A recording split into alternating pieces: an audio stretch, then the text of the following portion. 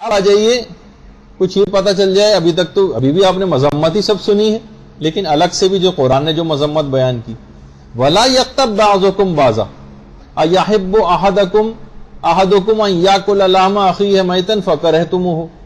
دیکھیے باقاعدہ سورہ حجرات کی آیت نمبر جو 12 ہے, خبردار تم میں سے کوئی دوسرے مومن کی غیبت نہ کرے. کیا تم میں کوئی اس بات کو پسند کرے گا کہ وہ اپنے مردہ بھائی کا گوشت کھائے؟ بعض اوقات ہم نا مردہ بھائی کا گوشت کھا رہے ہوتے ہیں. ہمیں اگر کوئی چشم بصیرت سے جس کی برزخی آنکھ کھلی ہوئی اور اس وقت وہ ہمارے حالت زار دیکھے تو اس طرح سے اپنے مردہ سوچے کتنا فقر ہے تو وہ مردہ بھائی کا گوشت کھانا, کسی غیر کی بات بھی نہیں ہو رہی. لحمہ اخی ہے, قرآن کی آیت ہے, باقاعدہ قرآن نے جیسی تعبیرات اس سلسلے میں استعمال کی. تو آپ دیکھیں کہ یہ اس وقت کی ایک برزخی شکل گویا ایک لحاظ سے بنتی ہے جس وقت ہم غیبت کر رہے ہوتے ہیں. اچھا, جب ہی کہا گیا ہے کہ غیبت جو ہے روایت میں اس کو فاسقوں کی ضیافت کہا گیا, جہاں وہ سب بیٹھ کے مردہ بھائی کا گوشت کھاتے ہیں اس دسترخوان پر. روایات میں عورتوں کے چرنے کی جگہ قرار دی گئی ہے جہاں پر غیبت ہو رہی ہو. جس طرح جانور چرتے ہیں نا, منہ مارتے ہیں آ کر گھاس وغیرہ کے اوپر, اس طرح سے اس موقع پر وہ جو کھانا کھاتے ہیں جانور چرتے ہیں, عورتوں کے چرنے کی جگہ قرار دی گئی. اتقیاء کے جو متقی پرہیزگار افراد ہیں ان کے کوڑا ڈالنے کی جگہ قرار دی گئی. یعنی ایسی جگہوں سے اس طرح سے بھاگتے ہیں کوڑا کھانا, آدمی ناک پہ رومال رکھ کے کوڑے خانے کے پاس سے گزرتا ہے, تیزی سے گزر جاتا ہے کہ یہاں سے بدبو نہ سونگنی پڑ جائے. اس طرح سے بھاگتے ہیں متقی افراد. جیسے کہ آپ نے سنا تھا گناہ والی جو ہماری گناہ چھوڑنے کے طریقوں پہ گفتگو آئی تھی کہ اتنا لطیف نفس ہو جاتا ہے امام خمینی جیسے کہ صرف غیبت سن کے بخار چڑھ جاتا تھا, صرف غیبت سن کر. تو بہرحال یہ سب چیزیں دماغ میں رکھنی چاہیے. اچھا, اتنا اور بتا دیا جائے کہ پیغمبر اور ہمارے ائمہ کے جو اصحاب تھے وہ نماز و روزے کو اتنی بڑی عبادت نہیں سمجھتے تھے جتنی بڑی عبادت غیبت کو ترک کرنے کو سمجھتے تھے. وہ اپنی جگہ پہ, ایسا نہیں کہ نماز و روزے کی کوئی کم اہمیت ہے, لیکن وہ تو انسان اس کا عادی ہو ہی جاتا ہے. غیبت کو ترک کرنا یہ بہت اہم ہے, زبان کو کنٹرول کرنا. اچھا, کیوں کرتے تھے ایسا؟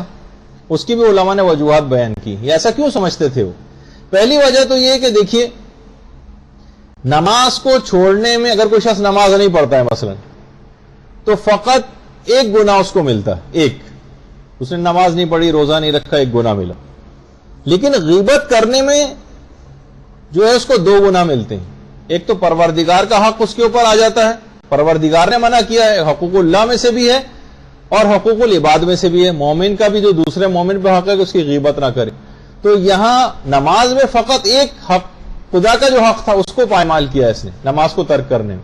غیبت کو کرنے میں یہ 2 حقوق پائمال کرتا, ایک اللہ کا حق جو اس نے منع کیا تھا اور ایک حقوق العباد میں بندوں کے حق کو پائمال کرنا. اس وجہ سے بھی اس کو زیادہ بڑا اور گناہ والی چیز جو ہے وہ سمجھتے تھے. اچھا, پھر یہ بھی ایک سوال باقاعدہ پوچھا بھی گیا ہے کہ جو گناہ زیادہ کرے اور عبادت بھی زیادہ کرے وہ زیادہ بہتر ہے, یا جو گناہ بھی کم کرے اور عبادتیں بھی کم کرے؟ تو ایسے شخص کو زیادہ بہتر قرار دیے گا کہ چاہے تم عبادتیں بھی کم کر رہے ہو لیکن گناہ بھی کم کر رہے ہو تو یہ تم زیادہ بہتر ہو بنے اس شخص کے کہ جو عبادتیں بھی زیادہ کر رہا ہو اور گناہ بھی زیادہ کر رہا ہو. تو اس لحاظ سے بھی. تیسری وجہ یہ ہے اس کی کہ صحابہ ایسا کیوں سمجھتے تھے, ترک غیبت کو اتنی بڑی عبادت کیوں سمجھتے تھے نماز و روزے سے بھی زیادہ؟ کہ دیکھیے وہ مرض زیادہ خطرناک ہوتا ہے کہ جس کا کوئی ڈاکٹر نہ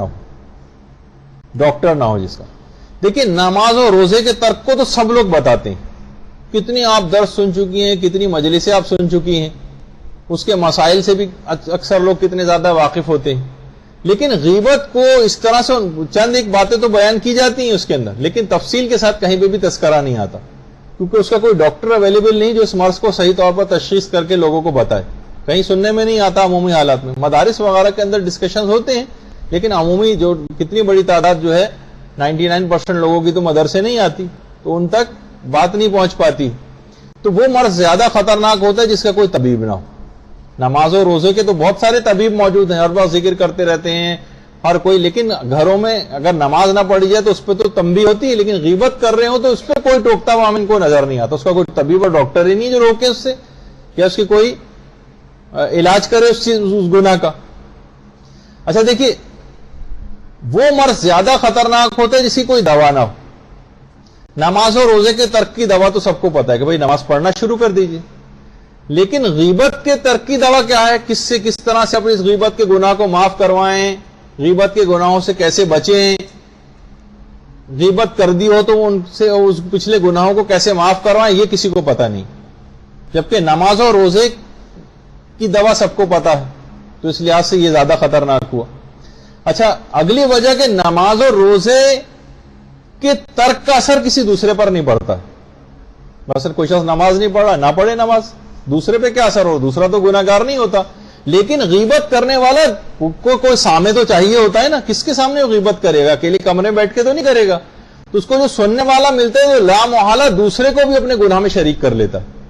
نماز اور روزے کو نہ کرنے والا وہ صرف اپنا نقصان کر رہا ہوتا ہے، غیبت کرنے والا دو نقصان کر رہا ہوتا ہے، اپنا بھی نقصان، اور وہ المستمع شریک المقتاب، غیبت کا سننے والا بھی ایسی جیسے غیبت کو کرنے والا، اس کا بھی الگ سے نقصان کر رہا ہوتا ہے.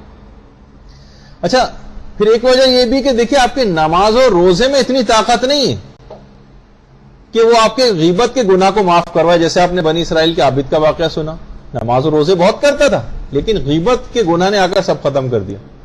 یعنی نماز اور روزے میں اتنی طاقت نہیں کہ غیبت کے گناہ کو معاف کروائے، لیکن غیبت میں اتنی طاقت ہے کہ آپ کے نماز اور روزے کے ثواب کو ختم کروا دے.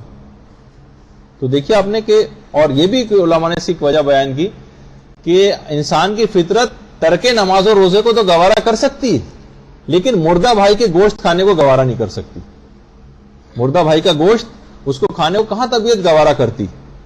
تو اس لحاظ سے علماء خاص طور پر اس کا تذکرہ کرتے. علماء تو بڑے عجیب و غریب طریقے سے غیبت سے منع کرتے رہے. آج کل دیکھیے بہت سی چیزیں رائج نہیں رہی، ختم ہوتی جا رہی ہیں، لیکن علماء، ایک شخص پہلے زمانے میں ایک عالم کے پاس آیا اور آ کر غیبت کرنے لگے کسی کی. تو عالم نے پوچھا، غیبت سے روکا اس کو، کہا کہ یہ بتاؤ کہ تم نے کبھی دشمنان اسلام کے ساتھ جہاد کیا ہے؟ کہا کہ نہیں، ارے میں نے تو آج تک کبھی مرغی بھی ذبح نہیں کی. کہا افسوس کہ دشمنان اسلام تو تیرے شر سے محفوظ ہے، لیکن مسلمان کی عزت تجھ سے محفوظ نہ رہ سکی. تو جب کوئی اس طرح سے ایسا جواب دینے والا کوئی موجود ہو تو پھر دوسری کہاں ہمت پڑے گی کہ وہ. تو دیکھیے جب بھی کہا جاتا ہے کہ 3 محفلیں ایسی کہ جن پر رحمت خدا نازل نہیں ہوتی، 3 محفلیں ایسی، اس میں ایک تو ہے ذکر دنیا کی محفل، اور ایک ہے ہنسی مذاق کی محفل، اور ایک ہے غیبت کی محفل. ذکر دنیا کی محفل یعنی جس وقت ہم عام طور پر بس ادھر ادھر کی باتیں کر رہے ہوتے ہیں، اس میں جب بالکل لاپرواہ ہو جاتے ہیں نا تو گناہوں میں پڑتے چلے جاتے ہیں. اس موقع پر جو ہے اس پر رحمت خدا نازل نہیں ہوتی. غیبت کی محفل پہ نہیں ہوتی، اور ہنسی مذاق والی جو محفل، جس میں ہر وقت بس لطیفے اور ہنسی مذاق اور مذاق اڑایا جا رہا ہے، اور نقلیں اتاری جا رہی ہیں، اور مذاقہ اڑایا جا رہا ہے، استہزاء کیا جا رہا ہے لوگوں کے ساتھ، اس پہ بھی رحمت خدا نازل نہیں ہوتی. جب یہ ہمارے ہاں وہ جو 3 سٹیجز ہیں نا، دیکھیے پہلے تو جس وقت غیبت کر رہے ہوتے ہیں ایسے ہی جیسے مردہ بھائی کا گوشت نوچ نوچ کے سب لوگ کھا رہے ہیں. دیکھیے اس کی خاص، میں نے کہا تھا نا آپ کو، ہم برزخی شکلیں کبھی کبھار آپ کو صرف دماغ میں جو روایتوں میں چیز بیان ہوئی ہیں وہ اس طرح کی صورتحال ہوتی، جس کسی ایک کا آپ ذکر کر رہی ہیں اور سب لوگ اس طرح سے گوشت نوچ نوچ کے کھا رہے ہیں گویا اس کا. تو یہ دماغ میں رہے، کبھی بھی غیبت کا موقع آ جائے تو دماغ میں رہے کہ کس طرح سے ایسا ہوتا ہے. اور گویا اس وقت ہم یعنی مردہ بھائی کا گوشت، جس طرح جو گدھ وغیرہ ہوتے، گدھ یہ مردہ اپنے افراد کا کس طرح سے گوشت کھاتے ہیں کسی بھی مردار چیز کا. ابھی تک جو چیز بات بیان ہوئی تھی کہ ہنسی مذاق کی جو محفل، تو اس میں بھی علماء نے کیسے بیچ میں بات آ گئی تو بتا دوں کہ اس کی 3 کیٹیگریز بیان کی گئی. ایک تو کہتے ہیں تبسم، مسکراہٹ، یہ جیسے کہ آپ کے سامنے آیت اللہ خامنہ ہی مسکرا رہے ہیں. ایک ہوتی ہے مسکراہٹ، یہ اسلام میں پسندیدہ.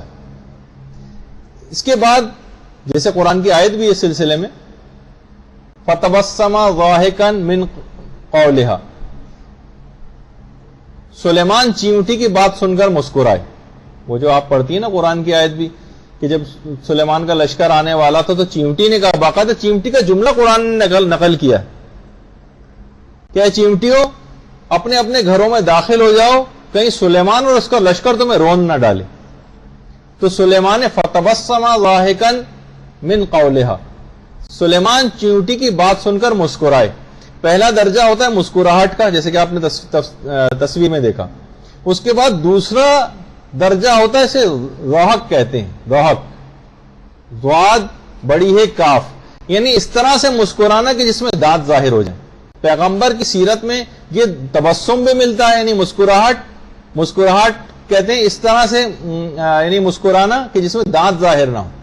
ضحک کہتے ہیں اس طرح کی مسکراہٹ جس میں دانت ظاہر ہو. اور تیسری چیز ہے جو ناپسندیدہ ہے، جس کو قہقہا کہا گیا. یہ ایسی بیچ میں بات آ گئی، وہ غیبت سے متعلق تو نہیں تھی، لیکن ایسی بیچ میں ایک بات آ گئی تو قہقہا لگانا یہ اسلام میں اتنا پسندیدہ شمار نہیں کیا گیا، لیکن بہرحال مباح چیز ہے، اگر کسی کا دل چاہ رہا ہے تو قہقہا لگا سکتا ہے.